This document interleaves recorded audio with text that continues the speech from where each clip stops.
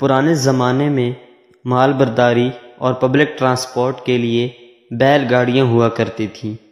ہر بیل گاڑی کے ساتھ ایک کتا ضرور ہوتا تھا۔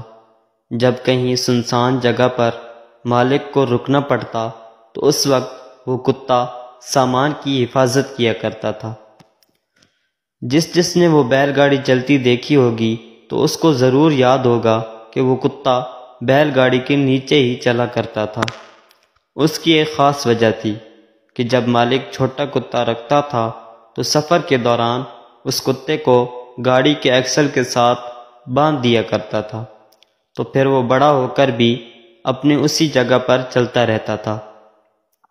ایک دن کتے نے سوچا کہ جب مالک گاڑی روکتا ہے تو سب سے پہلے بیل کو پانی پلاتا ہے اور چارہ ڈالتا ہے، پھر خود کھاتا ہے اور سب سے آخر میں مجھے کھلاتا ہے، حالانکہ سارا سامان میں نے اپنے اوپر اٹھایا ہوا ہوتا ہے۔ دراصل اس کتے کو بیل گاڑی کے نیچے چلتے ہوئے یہ گمان ہو گیا تھا کہ یہ سامان میں نے اٹھا رکھا ہے۔ وہ اندر ہی اندر کڑتا رہتا تھا، اور ایک دن اس نے فیصلہ کیا کہ آج مالک کو سبق سکھایا جائے۔ جب آدھا سفر ہوا تو کتا بیل گاڑی کے نیچے بیٹھ گیا اور بیل گاڑی آگے نکل گئی۔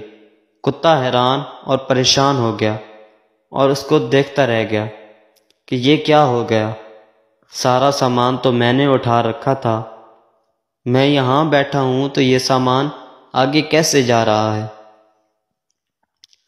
ایسے ہی کچھ کردار آپ کو اپنی زندگی میں ملیں گے جو اس گمان میں ہیں کہ سارا بوجھ تو انہوں نے اٹھا رکھا ہے، وہ نہ ہوں گے تو سسٹم رک جائے گا، حالانکہ ایسا کچھ بھی نہیں۔ یاد رکھیں، زندگی کبھی نہیں رکتی۔ کسی کے لیے کہانی میں کردار بدلتے رہتے ہیں مگر زندگی چلتی رہتی ہے۔ بس اپنی نیت صاف رکھیے اور محنت کرتے جائیں، محنت کا پھل اللہ خود دے گا۔ یہ دنیا کبھی آپ سے خوش نہیں ہوگی۔